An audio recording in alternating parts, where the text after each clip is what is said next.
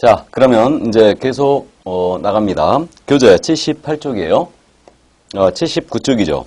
금지행위 나가도록 하겠습니다. 그 금지행위인데요. 이 부분 물론 매년 출제를 하고 있습니다. 그래서 금지행위냐 아니냐 이 부분이 주 타겟입니다. 그래서 이제 판례 태도라든가 이런 부분을 정리를 해 주셔야 됩니다. 우리 법 제 33조죠. 자, 그래서 이제 금지행위의 이제 내용으로 들어가는데 하지 말아야 될 부작위 의무예요. 부작위 의무입니다. 하지 말아야 될 의무죠. 그래서 이제 금지행위의 적용 대상을 봅니다. 그래서 이제 금지행위의 적용 대상은 일단 개업 공인인계사 등이에요. 그럼 우리가 개업공사 등이란 말 있지 않습니까? 이 개업공사 등이란 말은 지금 그 이중소속에서 처음 나왔고요. 결격사유에서 나왔고요. 그 다음에 비밀준수에서 나왔습니다. 그 다음에 금지행위에서 나오고 있죠. 그래서 이제 마지막 교육 파트에서 한번 나옵니다. 그래서 이제 금지행위, 개업공사 등이 적용 대상이다. 그럼 개업공사 등이란 말은 중개업에 종사하는 자 전체라고 그랬죠. 그래서 개업공사 외에 소속공사, 중개보조원, 법인의 임원, 사원을 포함하는 개념입니다. 그러니까 중개보조원도 금지행위에서는 안 됩니다. 소속공사에서는 안 되죠. 그래서 적용 대상이 개업공사 등이고요. 그럼 이것은 개업공사 등한테만 적용되니까 무등록 중개업을 하는 자입니다. 이 자에게는 적용이 없다는 얘기죠. 일반인에게도 적용이 없습니다. 그래서 중개업 종사자에게만 금지행위가 적용된다. 바로 이 뜻이고요. 자, 그럼 금지행위의 종류는 몇 가지가 있냐면 7금지예요. 7가지가 있다는 얘기죠. 그래서 먼저 중개대상물에 대한 매매업이 있습니다. 이거 금지가 되어 있고요. 다음 두 번째로 무등록업자임을 알면서 그자를 통하여 중개 의뢰 받거나 그에게 명의를 이용케 하는 행위. 그래서 무등록 중개업자와 거래입니다. 이렇게 이제 제목을 붙이고요. 다음 이제 세 번째로 그 보수를 초과하여 받은 행위죠. 그래서 법정 보수 또는 실비를 초과하여 받은 행위. 이렇게 되고요. 다음은 네 번째로 거짓된 언행으로 중개 의뢰인의 판단을 그르치게 하는 행위입니다. 이게 네 번째 금지고요. 다음에 이제 다섯 번째 금지로선 부동산 분양 임대 등 관련 증서예요. 그래서 양도할선이 금지된 부동산 분양 임대 등 관련 증서 등에 대하여 중개를 해서도 안 되고 매매업을 해서도 안 됩니다. 다음에 여섯 번째 금지로 중개 의뢰인과 직접 거래를 하거나 거래 당사자 쌍방을 대리하는 행위가 금지되어 있죠. 직접 거래 쌍방 대리 금지고요. 마지막으로 미등기 부동산, 탈세 목적으로 한 미등기 부동산의 전매 중개나 권리 변동이 제한된 부동산의 전매를 중개함으로써 부동산 투기를 조장하는 행위. 그래서 이게 바로 마지막 7번째 금지행위입니다. 그래서 종류를 나열하면 일단 이렇게 돼요. 그래서 이게 이제 금지행위 종류는 7가지인데요. 이거는 이제 그 내용을 정확하게 이해를 해 두셔야 되거든요. 그래서 이 내용을 이해를 이제 하는데 제재부터 먼저 따지고 넘어가겠습니다. 제재. 그 교재 80쪽을 먼저 보시죠. 80쪽에 3페이지. 그 제재가 있지 않습니까? 80페이지 3번 제재라고 되어 있는데 이거 7가지 중에 한 가지를 만약에 우리 개업공인인계사가 했다. 개업공사가. 그럼 개업공사가 7가지 한 가지로 하게 되면 행정처분이 어떻게 되냐면 행정처분이 등록을 취소당할 수 있습니다. 이것을 임의적 등록 취소라고 그러죠. 그래서 임취 사유에 해당이 되고요. 임취 사유는 모두가 업무정지 사유이기도 합니다. 임취 또는 업무정지예요. 이렇게 되고요.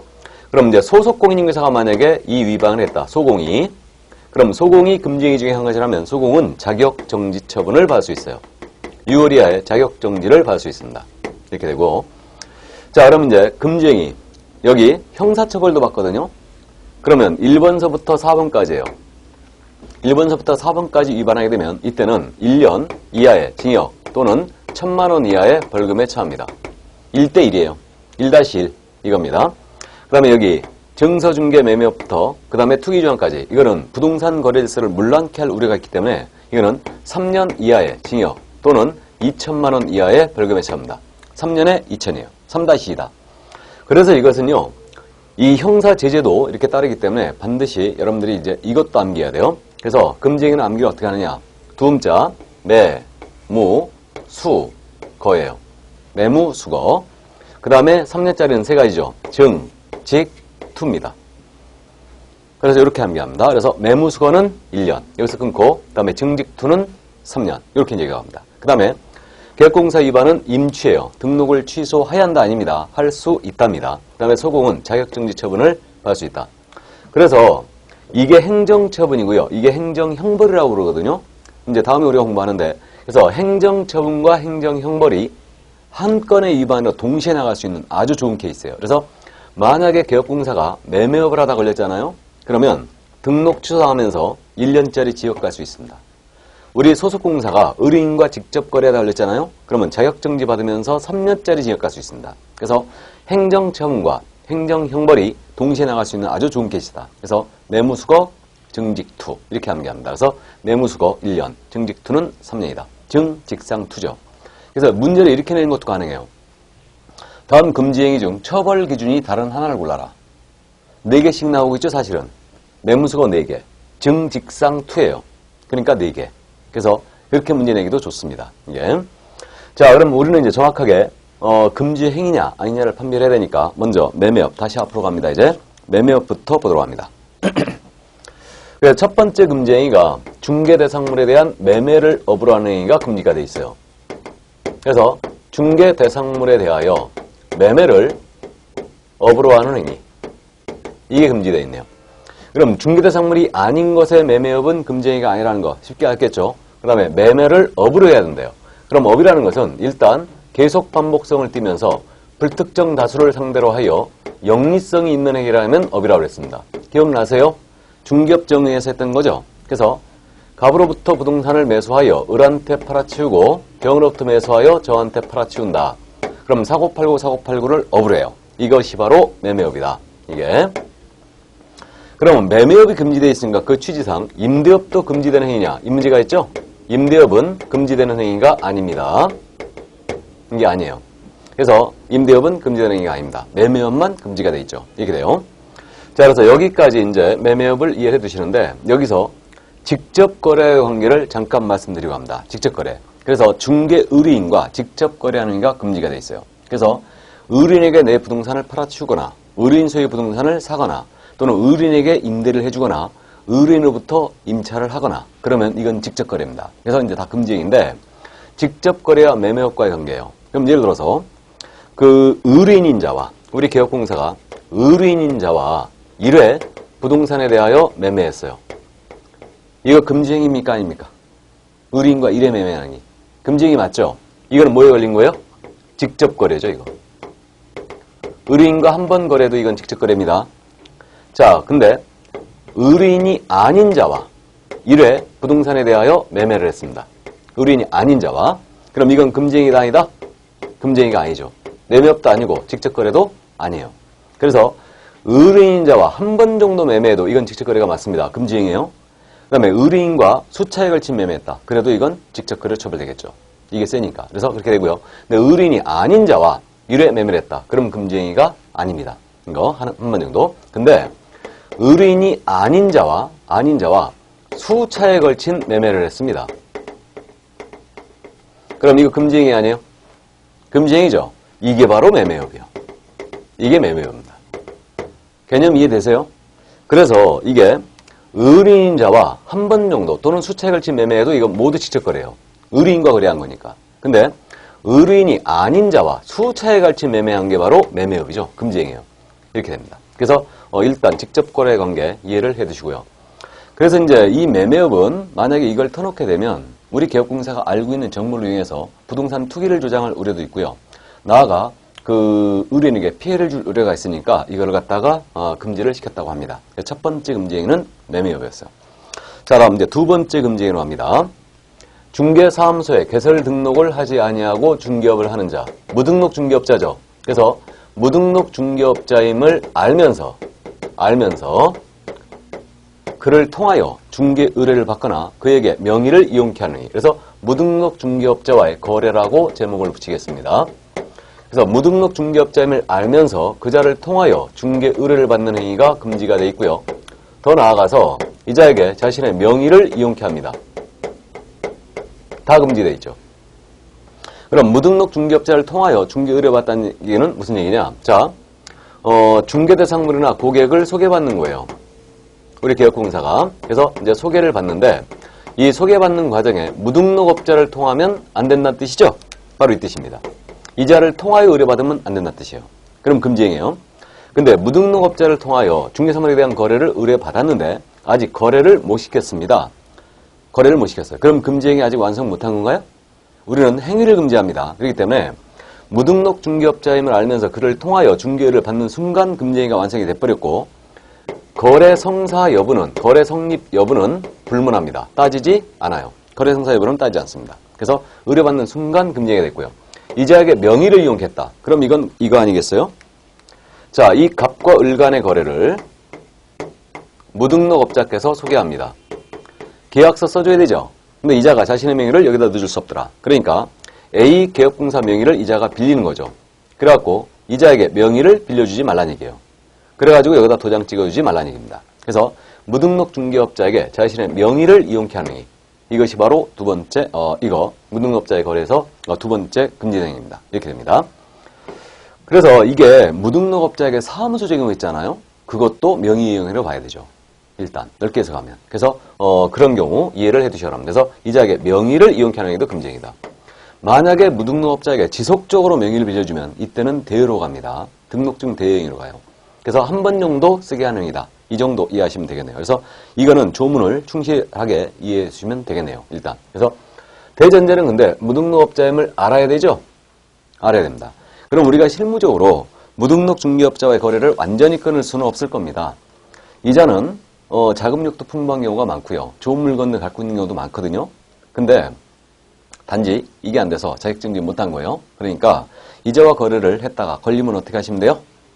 알면서 해야 되죠? 무등록업자임을. 그러니까 몰랐다 오리발을 사정없이 내면 되죠. 오리발이 최고다. 일단. 자, 그래서 두 번째 금지행위는 조문을 위주로 이제 기억을 해주고요. 이제 세 번째 금지행위로 합니다. 보수를 초과해 받은 행위라고 제가 이제 제목을 붙였는데 보수 초과행위예요.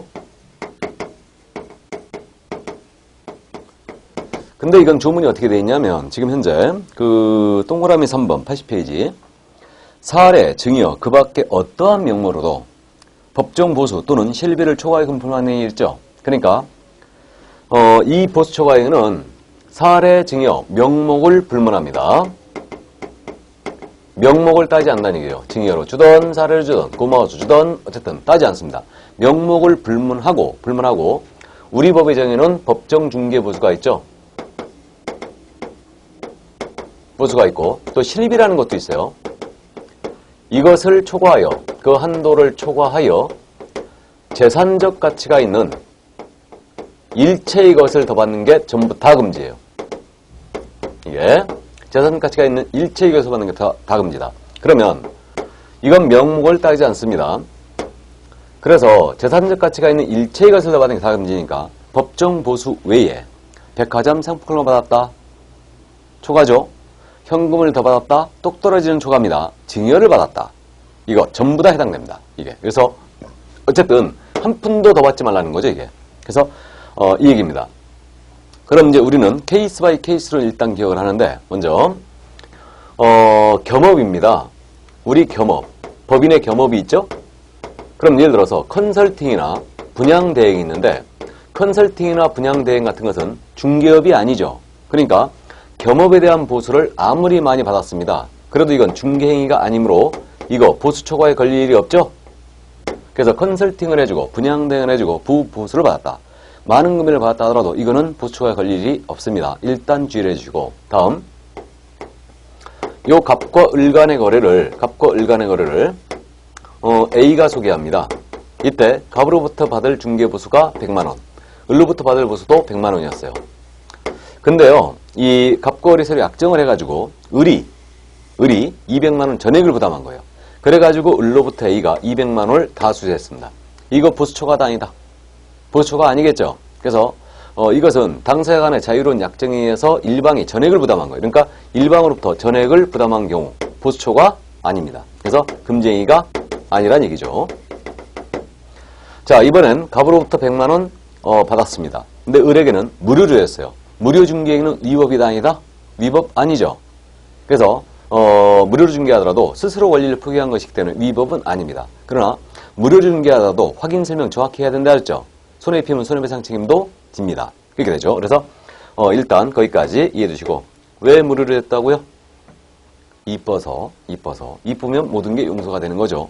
자, 그럼 거기까지 해두시고 다음 당좌수표 사건을 또 기억하고 있어야 돼요. 당좌수표 사건. 그래서 이제 그 사업하시는 분들이 당좌수표를 발행하고 있는데 이 중개보수로다가 당좌수표를 받았어요. 기업공사가. 근데 요 액면 금액이 법정 한도를 초과하는 금액이었습니다. 좋다고 받았어요. 그리고 이 당좌수표를 후일 은행에 가서 교환을 해야 되잖아요. 교환하러 갔는데 요게 부도 처리된 거예요. 이제 부도가 문제 아시죠? 이게 지급정지됐다는 얘기예요. 그래서 이 사건에서 두 가지가 문제가 됐습니다. 그럼 결국은 이게 보수 초과에 걸리는 거냐? 실제로 개업공사는 한 푼도 못 받았잖아요. 그러니까 보수 초과에 문제가 생겼고 개업공사가 뭐라고 주장했냐면 나는 실제로 받은 금액이 없으니까 의뢰인은 손해도 안 입었다. 그러니까 이거는 보수 초과가 아니다라고 주장했어요. 그래서 의뢰인의 손해 발생이 금지행의 성립 요건이냐? 이게 문제가 됐던 거예요. 이 점에 대해 우리 대법원은 어떻게 판단했냐면요. 금지행의 본질은 행위 자체를 금지함에 있는 거다. 그러니까 네가 이 당좌수표가 이미 부도난 수표로서 그런 수표를 받았다면 휘조가 받은 거니까 금지행위로 볼 수는 없을 것이나 받을 당시에는 이미 유효한 수표였고 후일 그것이 부도 처리되었으니까 이미 받는 순간에 금지행위를 완성한 것이다. 이것이 후일 부도 처리되거나 그대로 반환해도 소용없다 그랬어요. 그래서 수수료 초과라고 결론을 내렸고요. 의뢰인의 손해 발생이 금지행위의 성립 요건이냐 이 문제에 대해서는 행위 자체를 금지하기 때문에 의뢰인이 손해 입든 안 입든 관계없다. 그래서 손해 발생 이거는 성립 요건이 아니다고 했죠. 손해 입든 안 입든 금지행위 성립에는 아무 지장이 없다고 했습니다. 이거. 그래서 결국은 우리는 이제 기억을 해야 됩니다. 당좌수표라고 나오면 보수 초과다 아니다? 초과다라고 기억하시고 의뢰인의 손해 발생은 금지행위 성립 요건이 아니다. 이 점 이해를 해두시고요. 이거. 자, 그래서 이제 보수 초과 당좌수표 사건 기억을 해주시고요. 그 다음에 또 순가중개계약을 이해하고 있어야 돼요. 순가중개계약. 이 순가중개계약이 있는데요. 순가중개계약이 뭐냐면 말이 참 어렵죠. 우리가 실무적으로 토지나 상가 거래할 때 이런 거 보신 적이 있을 거예요. 예를 들어서 이 토지를 소유하고 있는 갑이에요. 이걸 팔아달라고 개업공사 A한테 중개 의뢰하면서 내 손에 3억만 쥐어달라. 나머지 차액은 모두 중개보수로 가져라. 이게 순가중개계약이에요. 또 사는 쪽에서도 가능한데 나는 예산이 3억이 있다. 그러니까 3억을 지급할 테니까 이 토지를 구해달라. 2억 8천에 구하든 9천에 구하든 관여치 않겠다. 나머지 차액은 모두 중개보수로 가져라. 이게 순가중개계약입니다. 그래서 순가중개계약은 의뢰인이 최저가나 최고가를 이건 정한 거예요. 최저가나 최고가를 정하 중개 의뢰하고 그 차액을 중개보수로 지급하는 형태. 이것이 순가중개계약입니다. 그러면 이제 순가중개계약은 차액을 보수로 지급하는 거죠. 그러면 순가중개계약을 개업공사가 체결했다 하여 이게 바로 금지행위가 되느냐 이 문제가 있어요. 약정 가지고는 절대 금지행위가 될 수 없어요. 이거는. 근데 그 차액 부분이 법정 한도를 나중에 초과하여 받았잖아요. 그럼 이제 비로소 초과수수가 되는 거죠. 이게. 그래서 순가중개계약은 이거는 절대적으로 금지되는 중개계약은 아니다. 그래서 상대적 금지라고 지금 현재 부르고 있습니다. 그래서 그 법정 한도, 차액 부분이 법정 한도를 초과했을 때 비로소 금지되는 행위가 된 거다. 이게. 근데 일반론의 입장에서 보면 순가중개계약은 법정 한도를 초과할 가능성이 크죠. 그러니까 일단 보수초과로 봐야 될 건데 당연히 보수초과 행위는 아니에요. 그 차액 부분이 법정 한도를 초과하지 않으면 절대 금지 행위가 될 수가 없습니다. 그래서 일단 순가중개계약 이해를 해두시고요. 그 다음에 그러면 예를 들어서 법정 한도가 100만 원인데 우리 개업공사가 150만 원 받았어요. 그럼 50만 원 더 받았죠. 그럼 이제 중개보수 파트에서 다시 한번 언급하겠지만 한도를 초과하여 받은 것은 그 한도 초과 약정은 무효라는 게 우리 대법원의 태도예요. 그래서 한도 초과 약정은 초과하는 부분에 대해서는 무효다. 그러니까 부당이익으로 반환을 해줘야 됩니다. 여기까지. 그래서 이 보수 초과에 대한 내용은 상당히 내용이 많죠. 그렇기 때문에 이해를 꼭 해두시고요. 한 문제로도 낼 수 있습니다. 이거는. 그래서 판례가 누적이 되어 있기 때문에 이해를 해두시기 바랍니다. 자, 그럼 이제 순가까지 봤고 이제 초과수수까지 다 본 거예요. 그럼 이제 네 번째 금지행위가 거짓된 언행 등으로 중개 의뢰인의 판단을 그르치게 하는 행위예요. 그래서 중개대상물의 거래상 중요사항에 대하여 거짓된 언행 등으로 중개 의뢰인의 판단을 그르치게 하는 행위. 이게 네 번째 금지행위예요. 그럼 거래상의 중요사항이 뭐냐? 이게 이제 키포인트인데 일반적으로 거래상의 중요사항은 우리가 확인 설명사항 있지 않습니까? 확인 설명해야 될 사항이 거래상의 중요사항이다 라고 일단 보고 있어요. 근데 저는 확인 설명사항이 대다수가 거래상 중요사항이 되겠지만 모두가 당연히 중요사항이 되는 건 아니라고 보입니다. 이 정도는 중요해야 돼요. 확인 설명사항 중에서 의뢰인이 이 사실을 알았더라면 거래를 하지 않았을 정도로 중요한 사실이어야 된다. 이러한 사실에 대하여 만약에 의뢰인에게 거짓말 하잖아요. 그럼 이때는 금지행위로 처벌되는 거죠. 그럼 이제 예를 들어서 토지에 대하여 소송이 제기된 사실을 숨겼어요. 이거는 거짓된 언행이 될 수 있죠. 이거. 그 다음에 전형적인 유형입니다. 개발 계획이 없음에도 불구하고 있는 것처럼 고지하여 거래를 시키는 행위. 금지행위로 보이죠. 또 거래가 한산해지면서 살려는 사람도 없는데 이게 고가로 바로 전매할 수 있다고, 다시 팔 수 있다고 기망하는 행위. 금지행위라고 했습니다. 이거와 유사 사례가 이거예요. 이 토지를 매수하면 내가 1년 내에 3배의 가격으로 팔아줄게. 금지행위입니다. 나중에 3배로 실제로 팔아주면 어떻게 되느냐 그럼. 금지행위 그래도 무폐합니다. 우리는 행위 자체를 금지하기 때문에 이미 3배로 팔아주겠다.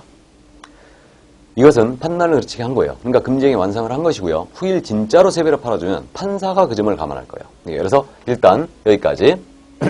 그 다음에 이제 이 거래상 중요사항에 관련 판례에서 최근 우리 판례가 이 거래에 있어서 아주 중개사물에 대한 가격이 중요사항이 됐습니다.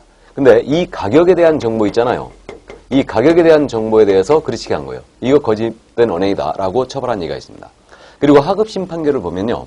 시세에 대한 정보 있죠. 이것을 만약에 그르치게 한 거예요. 시세.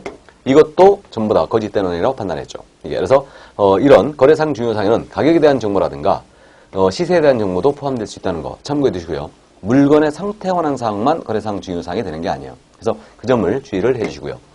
그럼 일반적으로 의뢰인에게 거짓말하게 되면 의뢰인이 손해입을 것이 거의 분명하죠. 거의 분명하는데 그럼 이때 손해 발생은 금지행위의 성립 요건이다 아니다? 성립 요건이 아니다. 이건 당자수표 사건에서 이미 말씀을 드렸고요. 그래서 성립 요건이 아니다고 그랬고요. 그러면 의뢰인에게 거짓말을 하여 손해까지 입혔다 만약에. 그럼 이때는 우리 법상의 처벌로 가는 게 아닙니다. 이때는 타인을 기망하여 재물을 편취하는 행위예요. 그럼 이거 형법상 무슨 범죄? 이게 다름 아닌 사기예요. 사기입니다. 그래서 이때는 사기죄로 처벌되죠. 사기는 10년 이하의 징역 또는 2천만 원의 벌금에 처합니다. 그렇기 때문에 훨씬 중히 처벌해요. 이거. 그래서 사기로 그때는 갑니다. 그래서 일반적으로 거짓된 은행 가잖아요. 그럼 이건 거의 다 사기로 갑니다. 거의 사기로 가고요.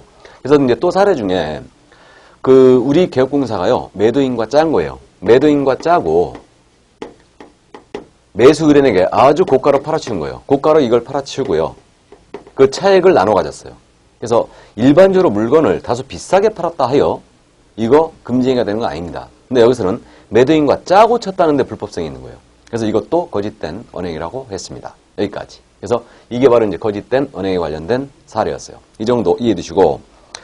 자, 그 다음에 이제 1년짜리가 바로 여기까지였어요. 그래서 매무수거 1년 이하의 징역사유였죠. 이제 3년짜리 징역사로 갑니다. 그래서 부동산 거래일서를 문란하게 할 우려가 있는 행위이기 때문에 이거는 3년에 2천으로 되어 있는 거예요. 그래서 이제 3년에 2천으로 들어갑니다. 자, 그러면 이제 5번째 금지행위인데 관계법령에서 양도알선이 금지된 거예요. 양도알선 모두 금지가 된 겁니다. 이런 금지가 된 부동산의 분양, 임대 등에 관한 증서예요.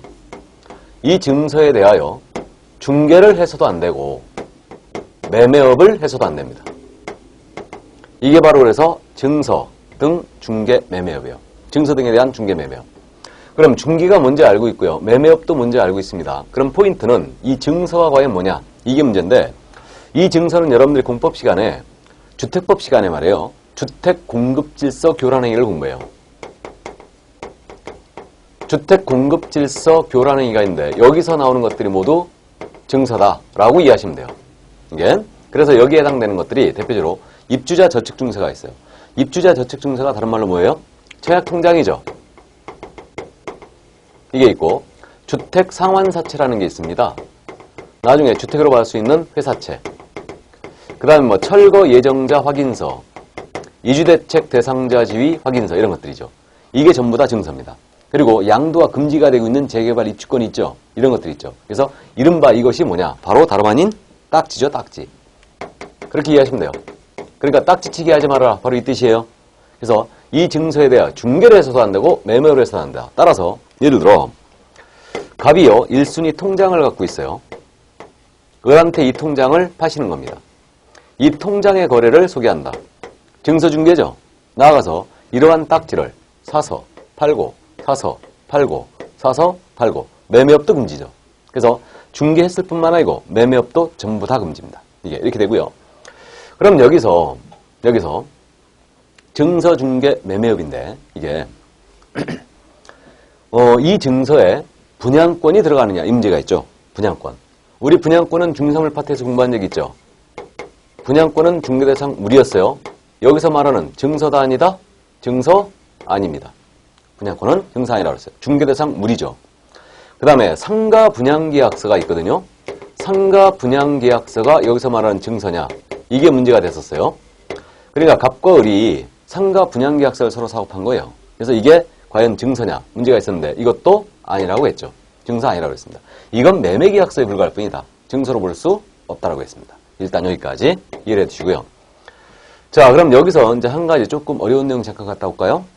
우리 그 주택법에서 이것을 말해요. 전부 다 교란행위, 주택공급사 교란행위를 주택법에서 금지하고 있어요. 그래서 주택법에서 이걸 금지하고 있는데 주택법에서 뭐라고 돼 있냐면 이것을 거래한 자 뿐만 아니고 이것의 거래를 소개한 자, 알선한 자도 다 처벌해요. 그럼 주택법에서 이것의 거래를 한 자나 알선자에 대해서 어떻게 처벌하냐면 3년 이하의 징역 또는 3천만 원 이하의 벌금에 처한다 이렇게 돼 있어요. 주택법에서 이렇게 돼 있습니다. 처벌이. 그러면 지금 일단은 우리 금지행위는 개업공사 등에게 적용하고 있죠. 그러니까 증서 중개한 매매업 한 자 이자는 우리 개업공사는 우리 법에 따르면 일단은 이 통장의 거래를 소개했다. 그러면 우리 공인인증사법에 따르면 우리 개업공사는 3년 이하의 적 또는 2천만 원의 벌금이죠. 그죠? 이렇게 되고요. 근데 우리 주택법에 따르게 되면 3년에 3천만 원 이하의 벌금에 처하죠. 이렇게 됩니다. 그럼 이때는 알선자도 처벌한다니까 주택법에서. 그럼 처벌이 어떻게 되느냐? 실질은 주택법으로 처벌되겠죠. 센 걸로 맞습니다. 그럼 거래 당사자인 갑과 을이에요. 이들은 우리 공인사법의 적용을 받아야 안 받아요? 안 받죠. 그러니까 이들은 직접 거래한 당사자는 우리 금지행위 적용을 안 받습니다. 그러므로 이들은 주택법 위반으로 3년에 3천, 3년에 3천 이렇게 처벌하죠. 이해되세요? 그래서 우리 개업공사는 이렇게 주택법 위반도 됐고요. 우리법 위반도 됐는데 이때는 센 걸로 맞을 거다 사실은. 그래서 이 정도 또 이해해 주시고 이 내용을 20회 때 출제한 적이 있었습니다. 그래서 이 정도 이해해 주시고요. 자, 그래서 증서 중개 매매업이었습니다. 자, 이제 6번째 금지행위로 중개 의뢰인과 직접 거래하거나 거래 당사자 쌍방을 대리하는 행위가 금지되어 있어요. 그래서 6번째 금지행위 직접 거래, 의뢰인과의 직접 거래, 다음에 거래 당사자 쌍방을 대리하는 행위가 금지되어 있다. 이렇게 되어 있는데 그럼 직접 거래하는 것은 중개를 의뢰한 의뢰인이어야 돼요. 이 의뢰인과 우리 개업공사 등이 중개대상물에 관하여 거래를 하시면 이건 모두 직접 거래다. 그래서 중개를 의뢰한 자라는 점이 의뢰인이라는 점이 전제가 돼야 된다. 돼야 되고 그 다음에 그 중개대상물에 대하여 그러니까 자동차 이런 거 아닙니다. 중개대상물에 대하여 개업공사 등이 어떤 식으로든 거래하면 이건 직접 거래다. 그래서 이 거래의 범죄는 매매뿐만 아니고 교환계약, 임대차 계약 전부 다 포함해요. 이거. 그래서 이것은 횟수를 따지지 않습니다. 횟수 불문. 보수를 받고 했느냐 안 받고 했느냐 불문. 다음에 목적도 불문이에요. 실수의 목적에도 소용이 없다. 그러니까 예를 들어서 우리 소속공사가 전세아파트를 구하고 있었는데 마침 의뢰인이 전세아파트 세를 놓은 거예요. 그럼 소공이 실제 들어가 거주할 목적으로 의뢰인과 전세 계약을 체결한다. 의뢰인과. 그럼 직접 거래해요. 또 우리 개업공사가 의뢰인 소유의 의뢰인에게 부동산을 팔아치웠다. 역시 직접 거래입니다. 또 의뢰인 소유의 부동산을 우리 중개보증이 매수했다. 이것도 직접 거래입니다. 그래서 어떤 식으로든 의뢰인과 거래하지 말라는 얘기죠. 왜? 의뢰인에게 피해줄 우리가 있으니까. 이게. 그러면 의뢰인과 거래한 건 아니지만 의뢰인의 대리인이나 수임인과 우리 개업공사가 거래했어요. 그럼 이들의 법률행위 효과는 의뢰인이 귀속되고 있죠. 그럼 이들과 의뢰인의 대리인과 의뢰인 소유의 부동산에 대하여 개업공사 등이 거래했다. 직접거래 맞죠? 그럼 이 의뢰인의 범주에는 대리인 수임인도 포함이 되고 있는 거죠. 이 점 이해해 두시고.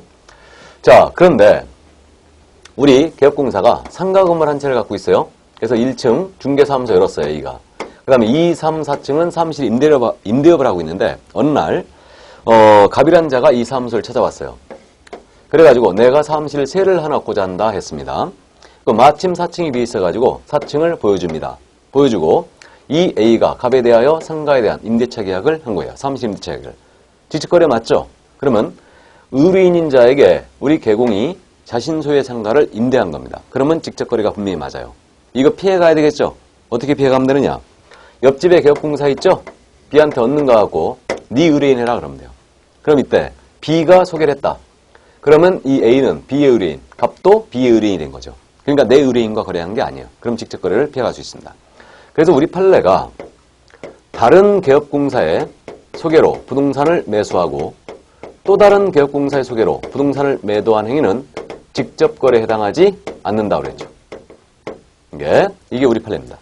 그러니까 여러분들이 내 소유의 부동산을 의뢰인에게 판다 또는 의뢰인 소유의 부동산을 내가 세를 얻는다 라고 할 때는 다른 개업공사 도장이 있는 게 좋겠죠. 이게 안전합니다. 그래서 요즘 똑똑한 의뢰인들 많기 때문에 금지행위 조심해야 됩니다. 이거. 그래서 일단 그 정도 이해를 해 두시고요. 자, 그러면 일단 직접거래 여기까지 기본적인 내용을 이해를 해 두시는데 이 직접거래 관련해서는요. 판례가 지금 이런 게 있었습니다. 이런 판례가 있었어요. 이게 이제 토지인데 이게 갑의 소유예요.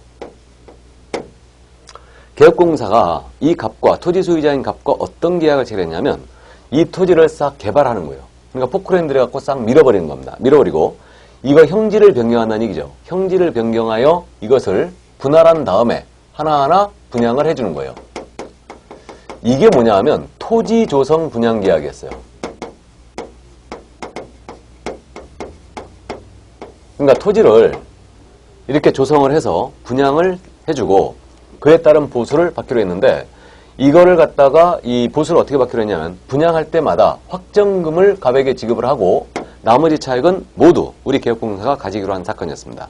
이게 토지 조성 분양 계약이었는데 이 사건에서 두 가지가 문제됐어요. 일단 이것이 중개 의뢰인과 직접 거래한 거냐. 그러니까 왜 그러냐면 이 갑의 부동산을 사실은 개업공사가 샀거든요. 사고 이걸 분양한 다음에 그 대금을 다 치르기로 했던 거예요. 이거를. 그래서 이게 직접 거래냐의 문제가 생겼고 또 하나는 이게 차액 이거 일정금을 주고 나머지 차액은 다 챙긴 거죠. 그러니까 이게 보수 초과에 걸린 거냐. 두 가지가 쟁점이 됐어요. 이 점에 대해 우리 대법원은 어떻게 판단했냐면요. 우리 대법원은 이 사건을 보건대 이 계약의 내용을 보건대 이 갑은 중개 의뢰인으로 볼 수 없다. 직접 거래라는 것은 의뢰인과 거래했어야 된다. 그러니까 이자는 일종의 우리 개업공사한테 도급계약, 건설공사를 맡기고 분양계약을 한 거 아니에요. 그러니까 이거는 일종의 도급 또는 위임과 유사한 성격의 계약이다. 그래서 이거는 중개로 볼 수 없다고 했어요. 그럼 중개로 볼 수 없다고 하니까 당연히 이 의뢰인은 이 갑은 의뢰인이 된 게 아니죠. 그러니까 의뢰인과의 직접거래 아니라고 그랬죠. 그렇다면 이거 직접거래 아니죠. 무죄. 그 다음에 이제 보수초과의 여부에 대해서 이건 중개가 아니라고 했죠. 그럼 그에 대한 보수는 아무리 많이 받아도 보수초과에 걸릴 일이 있다 없다? 없다. 역시 아니라고 했습니다. 그럼 결론 토지를 조성하여 분양하는 계약을 했다. 이렇게 나오면 직접거래도 아니고 보수초과도 아니었다. 그래서 이거는 무죄 판결. 이렇게 이제 기억해 주시면 됩니다. 이게 되고요. 그 다음에 이제 이 직접거래라는 것은 내 소유의 부동산을 의뢰인에게 팔아치우면 직접거래라고 했죠. 그러면 내 처명의의 부동산을 의뢰인에게 판 거예요. 이게 직접거래인가요? 첫 거는 첫 거, 내 거는 내 거죠. 물론 첫 거는 내 거고 내 거는 내 거죠. 이게 그렇게 생각한다면 이거 직접거래로 판단하셔야 돼요. 근데 처명의의 부동산은 첫 거죠. 그러니까 첫 거를 의뢰인한테 팔았다. 직접거래 아닙니다. 인척수의 부동산을 의뢰인에게 세를 놨다. 직접거래 아닙니다. 내 거를 팔거나 내 명의로 샀을 때 직접거래가 되는 거죠. 자, 그럼 그 점 이해하시고 다음 이제 쌍방대리 금지입니다. 쌍방대리라는 것은 여러분들이 민법 시간에 이제 공부를 하시는데 양쪽을 다 대리한 거죠. 그러니까 예를 들면 갑과 을 간의 거래를 A가 이제 소개했습니다. 계약서를 쓰는 날 갑이 갑자기 아파서 못 나오겠대요. 그래서 A 계약공사한테 대리권을 수여했죠. 을 역시 갑자기 지방 출장 가게 돼서 못 나온다. 이거 내 병이 나서 못 나온다. 그래서 대리권을 수여했어요. 그래서 우리 A께서 양 당사자로부터 전권을 위임받았죠. 그리고 혼자 와서 푹 치고 장구 치고 다 한 거예요. 이게 바로 쌍방대리입니다. 그럼 계약서가 이렇게 써질 거 아니에요? 매매계약서 그래갖고 매도인 갑, 대리인 A, 꽝. 그 다음에 매수인 을, 대리인 A, 꽝. 알선 개업공유사 A, 꽝. 이렇게 된 거죠. 이게 쌍방대리죠. 이것을 트리플 A라고 합니다. 아주 무서운 거죠. 그래서 이렇게 이제 이게 쌍방대리인데, 그럼 민법상 쌍방대리 원칙적으로 금하지만 당사자의 동의가 있으면 허용이 된 거죠. 근데 우리는 동의를 따지지 않습니다. 동의 불문하고 금지행위예요. 이거는 왜? 한쪽 의뢰인에게 피해줄 우려가 있기 때문에. 그래서 동의 여부를 따지지 않고 물론 금지행위로 가는 거고요. 그럼 이때 쌍방을 대리하는 게 금지되시니까 일방으로부터만 대리권 수여받은 거예요. 그러니까 갑으로부터만 대리권을 수여받아 매수 의뢰인과 계약을 해줬어요. 이건 일방대리죠. 그래서 일방대리행위는 금지행위가 아닙니다. 일방대리는 허용이 되는 거예요. 금지행위 아니죠. 그래서 일방으로부터만 대리권을 수여받아 다른 의뢰인과 계약을 체결해준 행위, 이것은 금지행위가 아닙니다. 이렇게 되고요. 그 다음에 계약의 이행에 대한 쌍방대리입니다. 그러면 등기서류 교부와 잔금의 이행을 쌍방대리하는 거예요. 이행에 대한 쌍방대리는 금지행위가 아니다? 아니죠. 그래서 이행행위에 대한 쌍방대리는 금지행위가 아닙니다. 이해하시죠, 이거? 이렇게 되고요. 그 다음 이제 민법 시간에 이 쌍방대리가 붙어다니는 말이 있었거든요. 붙어다니는 말이 있었는데, 자기계약이라는 거.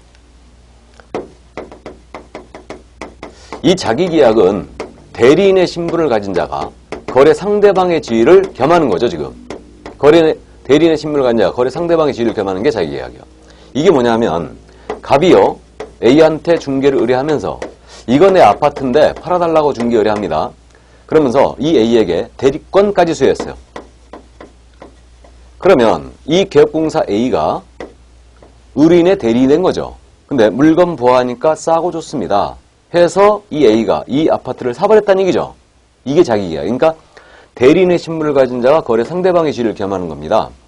그럼 결국은 이거 민법상으로는 자기계약 원칙적으로 금하지만 당사자의 동의가 있으면 허용이 되고 있죠. 근데 우리는 자기계약은 무조건 금지행위죠. 당연히 금지행위예요. 이거는. 왜 그러냐면 결국은 이 개업공사가 의뢰인 소유의 부동산을 매수해버린 거죠. 그러니까 자기계약은 뭐에 걸린 거예요? 바로 직접거래에 걸린 거죠, 이거. 그러니까 자기계약은 당연히 직접거래로서 금지행위예요. 그래서 그 점 또 주의를 해주시고요. 자, 그래서 6번째 금지행위를 다 봤고요. 이제 마지막 금지행위죠. 이제 7번째 투기조장행위로 갑니다. 그래서 투기를 조장하는 게 금지되어 있는데 어감상으로 봤을 때 투기조장행위는 당연히 금지행위로 보입니다. 그러면 투기조장의 이제 유형이 어떻게 되어 있냐?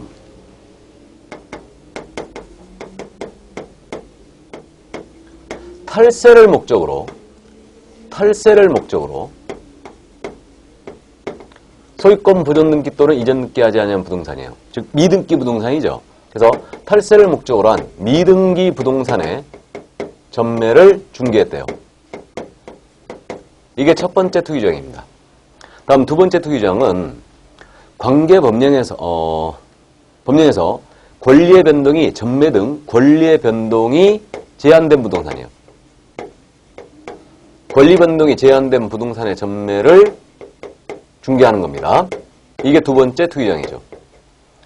그럼 탈세 목적 미등기 부동산 중개는 이거 아니에요. 갑으로부터 을이 부동산을 매수했어요. 매수했는데 자기 앞으로 등기 안 합니다.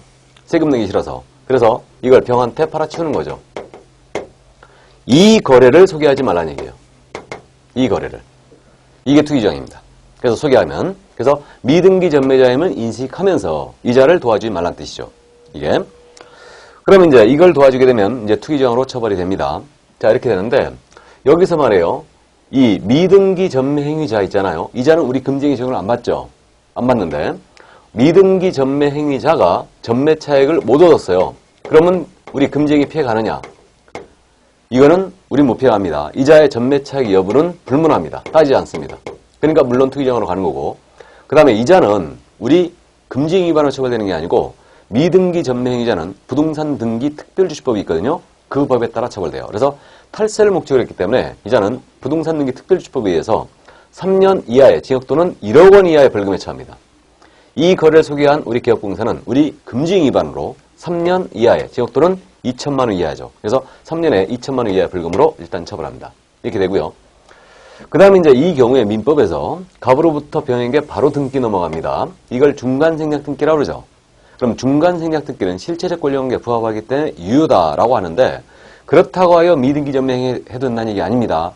그 등기 자체는 어떤 식으로 돼버리면 유효란 얘기지 그 행위를 해둔다는 얘기 아니에요. 다만 중간생략 등기가 원칙적으로 유효하지만 토지거래 허가구역 내에서 중간생략 등기는 무효였죠? 기억나시죠? 그 정도 이해해 두시고요.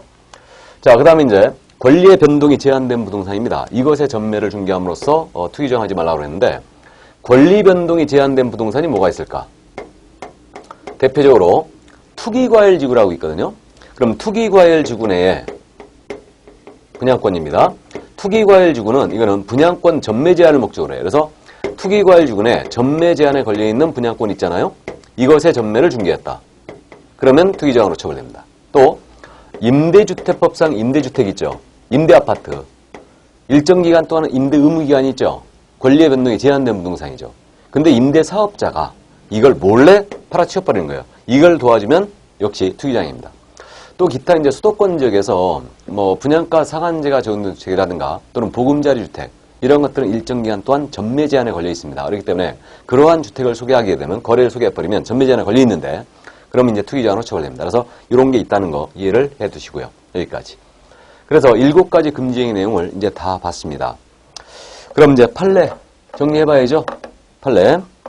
그래서 이제 81쪽 판례를 보시면 보수초과 1번 판례입니다. 보수초과 금지 규정은 중개의뢰인에게 현실적으로 그 한도 초과액 상당의 재산상 손해가 발생함을 요건을 하는 것은 아니므로 그래서 손해 발생은 금지행위 성립요건 아니라고 그랬죠. 개업공사가 한도를 초과하는 액면금액의 당좌수표를 교부받은 경우 그 당좌수표를 교부받는 단계에서 곧바로 금지행위가 완성되는 것이고 비록 그 후 그 당좌수표가 부득 처리되었다든가 또는 중개인에게 그대로 반환되었다 하더라도 이는 금지행위 성립에는 영향이 없다. 알아보시겠죠? 당좌수표 사건. 그래서 이것은 수수료 초과에 걸렸습니다. 부수 초과였고 손해발생이 성립요건이 아니라고 했죠. 다음 2번 판결. 분양대행, 권리금과 관련하여 교부받은 금원은 초과수가 금지되는 금원이 아니다. 이건 왜 그런지 아시죠? 분양대행을 했다. 권리금 거래 소개했다. 이건 중개가 아니니까 부수초가 아니라는 거 잘 알고 있고요. 3번 판결입니다. 중개인 등이 서로 짜고 매도 의뢰 가격에 비하여 무척 높은 가격으로 중개인의 부동산을 매도하고 그 차익을 취득하는 민사상 불법행위를 구성한다. 즉 거짓된 은행이라고 했죠? 이게 판결이었습니다. 짜고 쳤다는데 불법성이 있는 거예요. 다음 4번 판결. 중개상물이 임야가 개발제한구역으로 결정되어 가격이 떨어지고 매수하려는 사람도 없는데 이 상당한 가격으로 현금화하기도 어려운데도 불구하고 그러한 사정을 모르는 매수인에게 바로 비싼 값에 전매할 수 있다고 기망하여 매매계약을 체결했다면 이는 불법행위로 된다. 즉 거짓된 은행이라는 얘기죠. 그 얘기입니다. 다음에 5번 판결. 중개상물의 거래상 중요사항에는 당해 중개상물 자체에 관한 사항뿐만 아니고 그 중개상물의 가격에 관한 사항들도 그것이 당해 거래상 중요사항으로 볼 수 있는 사항 포함된다. 가격도 거래상 중요사항이 될 수 있다고 그랬죠. 그래서 그 점 이해해 두시고요. 다음 6번 판결이죠.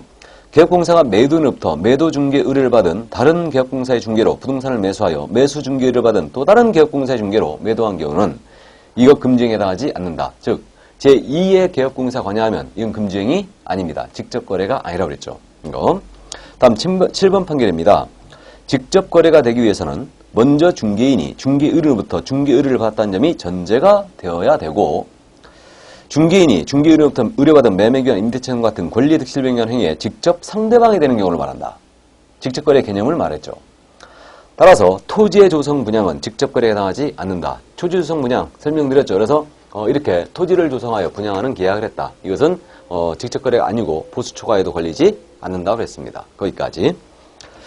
자, 그러면 이제 그 문제 25회 때 작년 문제를 확인해 봅니다. 공인사 법령상 개업공사의 금지행위에 해당하지 않는 것은 무엇이냐? 다툼이 있으면 판례해야 한다. 아주 전형적인 문제 유형이죠. 토지 또는 건축물의 매매를 업으라는 이 매매를 업 밑줄 금지행위죠. 매매입니다. 1년에 1000이었어요. 다음 2번 중개의뢰인의 부동산을 단기 전매하여 세금을 포탈하는 것을 알고도 개업공사가 이에 동조하여 그 전매를 중개하느니 이거 뭐예요? 투기주장이죠. 그래서 탈세 목적 미등기 부동산 전매 중개죠. 3년에 2000 투기주장입니다. 3번입니다. 공인중개사가 매도 의뢰인과 서로 짜고 매도 의뢰 가격을 숨긴 채 이에 비하여 무척 높은 가격으로 매수 의뢰인에게 부동산을 매도하고 차액을 취득하느니 거짓된 언행이라고 그랬죠. 1년에 1000 금지행위였고요. 다음 네 번째 금지행위 개업공사가 소유자로부터 거래 원한 대리권을 수여받은 대리인과 직접 거래하느니 대리인과의 거래도 직접 거래로 했죠. 이렇게 그래서 이거는 직접 거래입니다. 그래서 이들의 법률의 효과는 의뢰인이 계속되니까 대리인과의 거래는 직접 거래가 분명하다. 자, 그러므로 역시 3년에 2000 직접 거래입니다. 다음 5번 질문. 매도인으로부터 매도중개 의뢰를 받은 개업공사 의뢰중개로 X부동산을 매수한 개업공사 갑이 매수중개를 받은 다른 개업공사 병의 중개로 X부동산을 매도하느니 다른 개업공사가 관여했죠. 그러니까 이때는 직접거래가 아니라고 그랬습니다. 그래서 정답은 금지행위에 해당하지 않는 것 5번이죠. 자, 그래서 금지행위냐 아니냐가 이제 키포인트고요. 그래서 오늘 이제 금지행위를 봤는데 금지행위는 일단 제재도 기억할 것. 그래서 내모수거, 증직투 이렇게 이제 암기해 주시고요. 그 다음 이제 개공은 임취, 금지행위 위반하면 소공은 자격정지였다. 그래서 1년, 3년 이렇게 나눠지고 있고요. 각각의 금지행위냐 아니냐 그 유형별로 정리해서 판례까지 다 정리를 해 주시기 바랍니다. 네. 자, 그러면 이제 오늘 수업은 일단 여기까지 하도록 합니다. 여기까지 하고요. 건강 주의하시고 저는 다음 시간에 건강한 모습으로 뵙겠습니다. 수고하셨습니다.